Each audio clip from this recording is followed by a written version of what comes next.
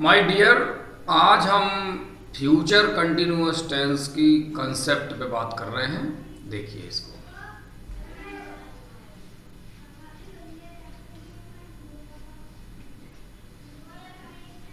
Future continuous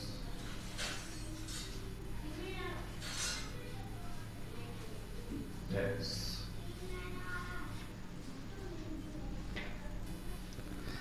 इसकी verb form क्या होती है?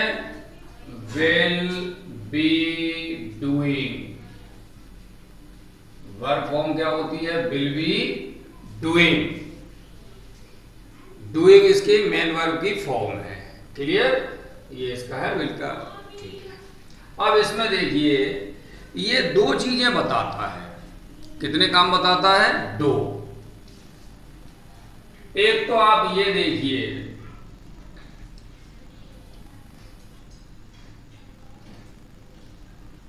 प्रेजेंट टाइम में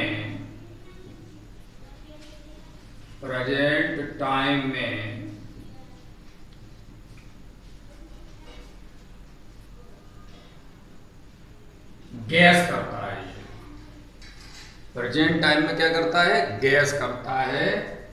किसका? प्रेजेंट टाइम में गैस ऑफ ए continuous action. Continuous action. Clear? इसको समझते हैं किस तरह से।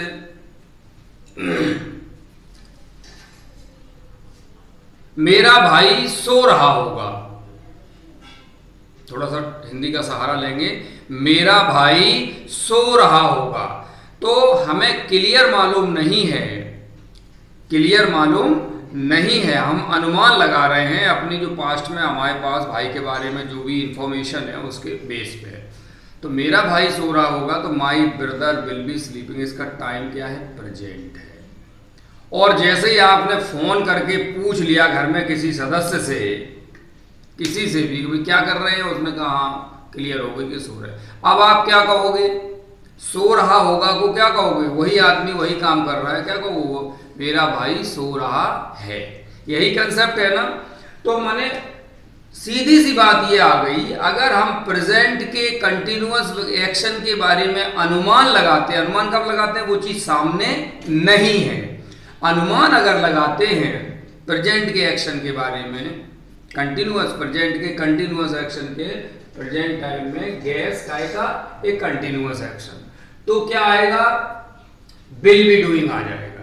और अगर इसी को हम क्लियर कर लें, क्या कर लें? क्लियर कर लें कि भाई हाँ क्या स्थिति है, फोन लगा के पूछ लें या किसी प्रकार से, तो तुरंत से हम कहेंगे, क्या कहेंगे कि मेरा भाई सो रहा होगा की जगह क्या कहेंगे? मेरा भाई सो रहा है। तो फिर वो एम डूइंग में बन जाएगा। तो माने इज एम आर डूइंग और विल बी डूइंग में अंतर समझ में आ गया। पहला अंतर तो ये है कि इसमें गैस है, वो चीज सामने नहीं है। और इज एम आर डूइंग में माने प्रेजेंट कंटिन्यूअस में हम जाएंगे तो उसमें क्या हो जाएगा? या तो चीज हमारे जो कंटिन्यूअस एक्शन है वो हमारे सामने होगा, और सामने नहीं होगा तो हमें किसी भी प्रकार से क्लियर पता होगा, कोई गैस की आवश्यकता नहीं पड़ेगी, अनुमान की जरूरत नहीं पड़ेगी। ये इसमें डिफरेंस भी देखो समझ में आ गया am doing will be doing. एक तो इसका ये है। ठीक है, तो देखते हैं।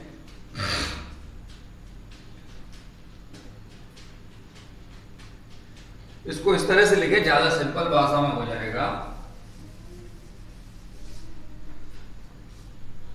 Gas about A continuous action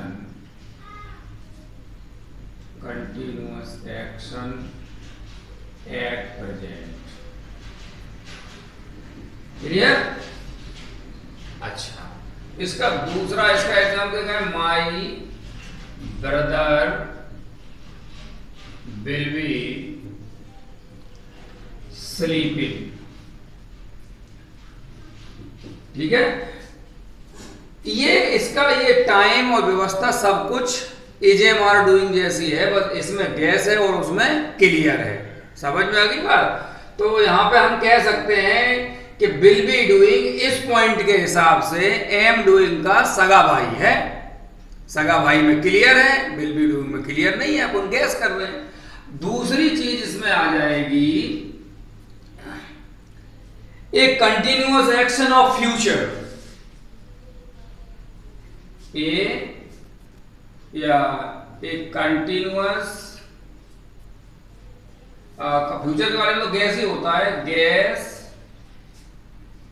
about A continuous action of future. यहां पे फ्यूचर का मतलब फ्यूचर टाइम हो जाएगा, ठीक है। अब ये चीज देखिए, दूसरी चीज इसमें ये आ जाती है, दो काम करता है। कैसे? आप कहीं घूमने गए, आप कहीं घूमने गए, मान लीजिए आप जो है शिंगणापुर शनि महाराज के यहां घूमने गए, तो यहां से निकल गए। अब यहां पे हम गणित लगा रहे हैं अपना कि इस समय या परसों शाम को हम शनि महाराज के दर्शन कर रहे होंगे, ऐसा है कि नहीं है? तो ये स्थिति आ जाती है, फ्यूचर में ऐसा काम हम करते रहेंगे या कर रहे होंगे, तो उसके लिए भी ये आता है। देखिए,